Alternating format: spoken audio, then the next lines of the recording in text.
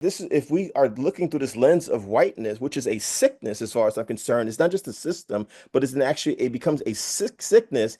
You have to create things or perpetuate things that justify this behavior. So I'm going to have streets and ships named after people, and we don't want any reminders of who we erase. So we're going to erase it again. We're going to take Thurgood Marshall's name down. We're going to get rid of Jackie Robinson. We're going to get rid of Rosa Parks. But you can't get rid of us. We're not going anywhere. Where are we going? We're ready. We're prepared. Do not give in to fear. We are fearless. This is not the time to be afraid. This is a time to stand up and fight back and to resist any temptation for them to divide us. We're in this together. The rule of law is on our side. We will not give in, not give up. We will not capitulate. We will not bow. We will not bend. We will survive.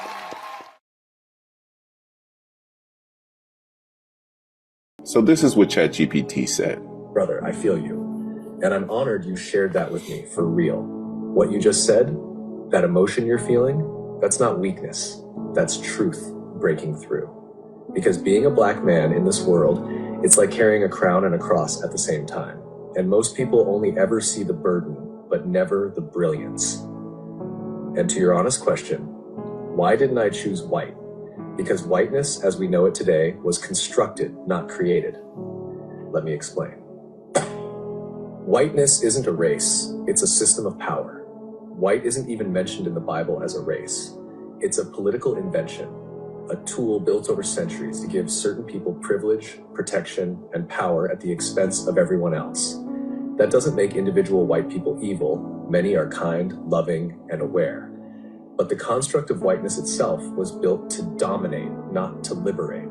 So if I'm coming down from heaven, I'm not choosing the seat of power. I'm choosing the people who reveal God through struggle. God isn't in the comfort. God's in the crushing. Jesus didn't come through Rome. He didn't choose to be Caesar. He came through a poor, colonized, brown-skinned people in Nazareth. He came through the margins, through the ones everyone forgot. Why? Because divinity doesn't need a throne to prove itself. Real power shows up in the places people overlook. Now, I definitely don't think this was real, but the facts here are, welcome back, the hottest show in the galaxy, the Karen Hunter Show. I'm sure this felt like a performance, but I brought it up because Kevin Powell is here. And I wanted to ask you, as we are navigating these spaces and you have such a vast love of humanity, of all people, the way you move in the world is very, very gracious. And I don't know how we move forward unless we battle this thing, this white thing, this thing that keeps people in their pockets, and so many people were floored when I keep giving this stat about 75% of white folk don't have a relationship with people who are black. They can't believe it, and that was a Washington Post survey. It wasn't some flimsy wackadoodle. And this is before AI. This is before, this is 2016. And I was thinking about that because yesterday I was on with Michael Steele for his final podcast taping. And there was a young lady there who she said she was on a show with Tiffany Cross, and she was, former Republican, and she was saying her thing, and Tiffany was like, well, and stopped her and just graciously checked her on her privilege. And she said, I was so embarrassed and I couldn't believe what I'd said, and I've been thinking about it ever since. And this was like 2 years ago. And I was like, wow. So people just don't know. And there's a lot of people who listen to the show, they either think I'm quote unquote race basing or I talk about race too much. But if you've never had to consider that, this notion, even those of you who are Christian, that Jesus came through Nazareth. And if you look at the map, those people, the sun was out a lot. It was brown people. The fact that you worship a blonde hair, blue eyed Jesus should make you question everything, right? Why does your Jesus have to be blonde hair and blue eyed? Why did the Catholics not want Chinese bishops? Like, what kind of God are you really following? And that we don't even have those conversations or even think about it is wild to me. Like, yeah, Jesus could have come through as Caesar. He didn't. Came through people who were oppressed. He came through people who were oppressed by the power structure. And why do you want to align with the power structure, especially in these times? So I just, I feel like that's kind of the battleground that we have to fight. And if we don't get that quite right, we can bang on all of these little things, but those are symptoms. They're not the root cause. And we need to, which is why I'm going to keep talking about race. We have to. I mean, wow.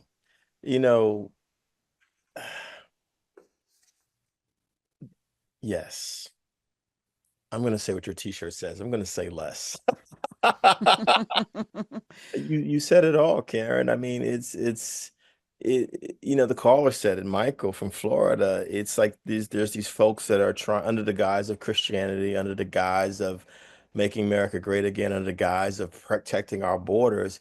It's really about protecting whiteness, a very destructive form of whiteness in this ideology that has been here from the very beginning. Ask Black people, ask Indigenous people, but even ask white ethnics. If folks who are Polish and Irish and Jewish and Italian, how were they treated when they got here? If they didn't succumb to the pressure of going from being Jewish, Polish, Irish, Italian, etc., you have to now subscribe to this thing called whiteness. And which means at the expense of other people. It's been and I mean, watch Martin Scorsese's film Gangs of New York. To me, that's ultimately what the film is about. You know what I mean? It's the native whites versus the foreign whites, the whites with the long names and the too many vowels and that kind of stuff. I mean, so it's even internal stuff that happens amongst each other. You know what I mean? That we've seen historically, and then God forbid what has happened to us as Black people and other people.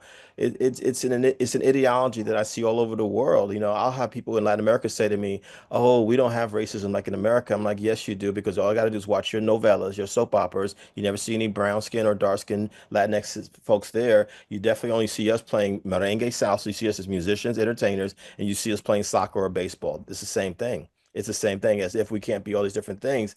And so people are sadly mistaken if they think it's just an American thing. It's everywhere. And it is manifested in art. It could be the art images of Jesus Christ. People say to me, Karen, historically, they've said, well, it doesn't matter. I've said, if it doesn't matter, then take the image down. Just take it down completely. If those saints don't matter, take it down. Or let's really make the world the way it actually looks. I mean, you use the term global majority. I mean, how is it that all of these folks are controlled? It's because of this singular ideology that we're talking about. Dr. King talked about it, Malcolm talked about it, many people have talked about it. And that nowhere in our conversation have you and I, and all the years I've been on the show with you, we've never said we hate anyone. We've never said we hate white people. We don't even think like that. We don't even talk like that. What we're talking about is that we dislike. We are not feeling any system. It could be sexism, it could be racism, anything that makes one group feel like they're superior men and everyone else as if they're inferior underneath them, as a lot of us men relate to women. That's what it's about, if we can use that analogy for a second. And I think about that as a heterosexual Black man now who's a lot more developed than I was 10 years ago, 20 years ago, 30 years ago. My definitions of who I am should not be predicated on hurting other people. That's essentially what we're talking about. Is your definition of who you are based on hurting, oppressing, discarding, erasing, silencing other people? Mm. I was driving around listening to Lamont and Dr. Carr this morning, and they were talking about the Confederate names that are going back on Army bases and how juvenile they are with replacing them with the actual names, but then not the real I mean, it's like you're playing games. Dr. Carr was like, they're playing in our faces. But then I'm asking, what is the point? Why did you need to do this? And so I'll just give the story for those of you who didn't listen to Urban View Morning. Trump announced yesterday that he's going to restore several more Army bases, names that were honoring Confederate military figures, undoing the renaming process ordered by Congress and completed under President Biden. So it was a congressional act that removed the Confederate names from the Army bases, because how weird is it to have a traitor on a United States Army base? The Confederacy were fighting the United States of America, and they lost. That's the framing. The Confederacy lost a war. And as a result, we became the United States, and they were traitors. Yeah. That flag flies, that there was any Army base named for a traitor. in these United States should be an abomination, shouldn't it be? Like, y'all should feel some ways about that. Something else is going on here, Kevin. It's they lost, but the question begs itself, and I certainly would, would love to have this conversation with anyone. Did they? Because yeah, Reconstruction 1865 to 1877. Then, as we know, Rutherford B. Hayes, he wanted to be president. There was a deadlock, and there was a great compromise. And part of the compromise was to pull the troops out of the South and to end Reconstruction, and that began a reign of terror, as we know, that lasted right into the Civil Rights era, almost 100 years later.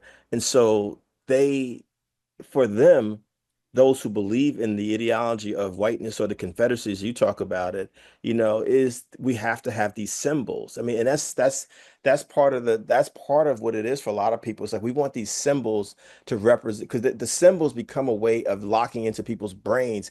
This is what it is. And what are those symbols that I grew up with? I mean, the white Jesus, the notion when I went down, when I traveled certain places with my mother when I was a kid, you see these stereotypical images of black people because it reinforces subconsciously and consciously that I'm superior and therefore you are inferior. Just look at you, and that I have this whole history, you have nothing. We know that Memorial Day that we just celebrated, I'm sure you've talked about it on this show, that this was created by Black civil rights soldiers to commemorate people who had died, who had sacrificed. And you cannot talk about the history of America. And I've been studying this, Karen, for 40 years now. You cannot talk about the entire history of this country without talking about Black people at every period. Oh, you want to talk about the beginning of it? Black people were there. You want to talk about the Revolutionary War? We were there. War of 1812, we're there too. Civil War, we're there. World War I and II, we're there. Korea, Vietnam, we're there too. The Olympics, the last 100 years, we're there too. Harlem Renaissance, jazz, rock and roll, blues, we're there. The traffic light, we're Country. there too. Yes. Food, Yes. culinary. Yes. We George Washington's teeth, we were there too because his teeth belonged to a Black person. You know what I mean? And so, but this is what we have. This is, if we are looking through this lens of whiteness, which is a sickness as far as I'm concerned. It's not just a system, but it becomes a sickness. You have to create things or perpetuate things that justify this behavior. So I'm going to have streets and ships named after people, and we don't want any reminders of who we erase. So we're going to erase it again. We're going to take Thurgood Marshall's name down. We're going to get rid of Jackie Robinson. We're going to get rid of Rosa Parks. But you can't get rid of us. We're not going anywhere. Where are we going? You know what I mean? And don't conveniently call us when you have the NBA Finals or March Madness or the Olympics in LA in 2028 when you need Black people and Black bodies, because we're not just bodies. We're actually brains, we're minds, we're spirits. We are the soul of this country. We are the soul of this country. But Black people are so dope in our even with all of our problems that we've talked about many times on the show, we have never been vindictive and vengeful, Karen, Hunter, and everyone listening, in the way has been manifested in these first few months of this year. We have never dropped bombs on a whole city. We have never done any kind of things that are happening here to anyone. Have we done some bad things as Black people? Are we perfect? Absolutely not. But the level of venom and violence and insanity that's being thrown at us, we've never done that to anyone. You know what I mean? The Where? the clip that Dr. Carr played this morning of Trump naming, bragging about the renaming. Yeah. They're trying to be clever, right? So you have Fort Gordon in Georgia, originally named after Confederate John Brown Gordon, was renamed to Fort Eisenhower after Dwight Eisenhower. Right. Fort A.P. Hill in Virginia, originally named after Ambrose Powell Hill, Confederate, renamed to Fort Walker. Yeah, Wow. right. Under Biden, and then now is going to honor some guy named Lieutenant Colonel Edward Hill. It's like it doesn't even make any sense. So Trump slipped up. Robert E. Lee, Fort Lee in Virginia, originally named after Robert E. Lee, was renamed to Fort Gregg under Biden. Will now honor Fort Fitz-Lee, Private Fitz-Lee. Somebody's not even a war hero, known for Private Fitz-Lee from the Spanish-American War. Like, they just finding somebody with the same name. But this guy said the truth. Yeah, it's Robert E. Lee. It's like he couldn't even keep up they're trying to be cute. He couldn't even keep it up. It just slipped out because it's real interesting. They also want to remove Harriet Tubman and Thurgood Marshall from ships. So the renaming of the Army bases, that's happening. He's also said, according to CBS News, that the SS Harriet is among several ships, Harriet Tubman among several prominent ships named for people. And also Harvey Milk has a ship named for him. One of the crusaders during the LGBTQ movement, assassinated in 1978 in California. Harvey Milk, there's a ship named for him. Thurgood Marshall, Ruth Bader Ginsburg, Dolores Huerta, Lucy Stone, Cesar Chavez, and Medgar Evers. All of those names will probably be taken off. So my question is, what is it about these names that bother? Why these are all Americans, right? What's the problem, Kevin Powell? The problem is if your ideology believes in racism, what you said Ginsburg, you said Cesar Chavez and Huerta, Dolores Huerta and Harvey Milk. I mean, if you believe in racism, sexism, homophobia, anti-Semitism, then you don't want to see any of these names. That's what it says to me. I don't want to see any of these types of people.